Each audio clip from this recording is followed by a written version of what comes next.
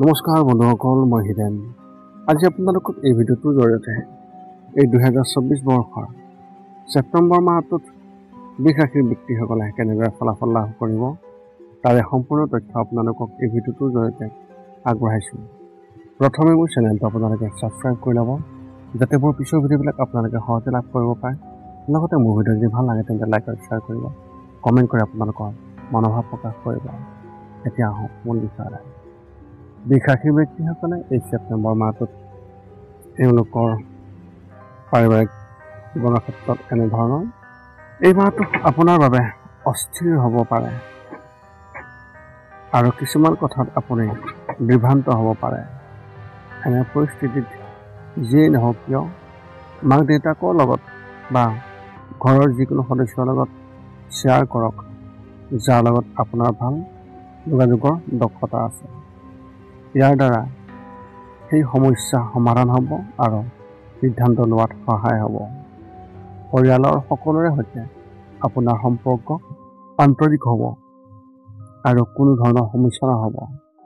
মাহৰ শেষত ঘৰৰ কামৰ বাবে ওলাই যাব লাগিব পাৰে আৰু এই সময়ছোৱাত নতুন কিবা এটা অভিজ্ঞতাও লাভ কৰিব পাৰিব। ব্যৱসায় আৰু চাকৰিৰ ক্ষেত্ৰত এনেধৰণৰ এই মাহত আপোনাৰ খৰচ বৃদ্ধি পাব পাৰে আৰু ব্যৱসায়তো কিছু ডাঙৰ খৰচ হোৱাৰ সম্ভাৱনা আছে। এনে পৰিস্থিতিত যিকোনো ঠাইত বিনিয়োগ কৰাৰ আগতে সঠিক তদন্ত কৰক আৰু তেতিয়াহে যিকোনো সিদ্ধান্ত লওক। বজাৰত কাৰোবাৰ লগত শত্ৰুতা ৰখাৰ পৰা বিৰত থাকিব, নহ'লে আপোনাৰ ভাৱমূৰ্তি ক্ষতি হ'ব পাৰে। ৰাজনীতিৰ প্ৰতি আগ্ৰহী যিসকল ব্যক্তি, সেই ব্যক্তিসকলে এই মাহত নিজৰ ব্যক্তিত্ব বৃদ্ধি কৰিব লাগিব, যিটো ভৱিষ্যতে তেওঁলোকৰ বাবে উপযোগী হ'ব। কাম কৰা ব্যক্তিসকলৰ ক্ষেত্ৰত তেওঁলোকৰ ছিনিয়ৰ অফিচাৰৰ লগত বিশেষকৈ জাননীত আহিব পাৰে আৰু তেওঁলোকৰ কামৰ শলাগ লোৱা হ'ব। যিকোনো সহকৰ্মীৰ লগত যিকোনো ধৰণৰ কাজিয়াৰ পৰা এই মাহত যদিহে হয় আৰু হ'লেও উপযুক্ত দূৰত্ব বজাই ৰাখিবলৈ চেষ্টা কৰিব। শিক্ষা আৰু কেৰিয়াৰ ক্ষেত্ৰত এনেধৰণৰ শিক্ষকৰ পৰা আপুনি সঠিক পথ প্ৰদৰ্শন পাব, যিয়ে আপোনাৰ কেৰিয়াৰ গঢ়ি তোলাত সহায়ক হ'ব। যদি আপুনি স্কুলত আছে তেন্তে এই মাহত আপুনি সহপাঠীসকলৰ পৰা সম্পূৰ্ণ সহায় পাব, যিয়ে আপোনাৰ আধা সমাপ্ত প্ৰকল্পত সহায় কৰিব। কলেজত পঢ়ি থকা ছাত্ৰ ছাত্ৰীসকলে এনে বিষয়ৰ প্ৰতি আগ্ৰহী হ'ব, যিয়ে ভৱিষ্যতে তেওঁলোকৰ পথ বসন্ত কৰিব। যদি আপুনি শিক্ষা সমাপ্ত কৰি চাকৰি বিচাৰি আছে তেন্তে এই মাহত নতুন সুযোগ পাব পাৰে। এনে পৰিস্থিতিত কোনো সুযোগ হেৰুৱাব নালাগে আৰু তাৰ ওপৰত কাম কৰক। চৰকাৰী পৰীক্ষাৰ বাবে প্ৰস্তুতি চলাই থকা ছাত্ৰ ছাত্ৰীসকলে এই সময়ত এটা নতুন ক্ষেত্ৰত হাত দিয়াৰ সুযোগ পাব পাৰে, য'ত তেওঁলোকেও আগ্ৰহী হ'ব। প্ৰেমৰ ক্ষেত্ৰত এনেধৰণৰ যদি আপুনি বিবাহিত তেন্তে এই মাহত আপোনাৰ সংগীৰ সৈতে কোনো বিষয়ক লৈ কাজিয়া হোৱাৰ সম্ভাৱনা আছে।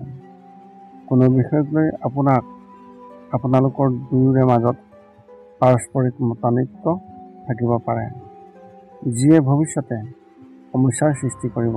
এনে পৰিস্থিতিত নিজৰ আচৰণ নিয়ন্ত্ৰণ কৰক আৰু আপোনাৰ ইগোক আধিপত্য বিস্তাৰ কৰিবলৈ নিদিব। বিয়াৰ বাবে অপেক্ষাত থকা ব্যক্তিসকলে এই মাহত বিয়াৰ প্ৰস্তাৱ পাব পাৰে, কিন্তু আপোনাৰ দেউতা ইয়াত সুখী নহ'ব। এনে পৰিস্থিতিত তেওঁৰ পৰামৰ্শ ভালদৰে শুনিব।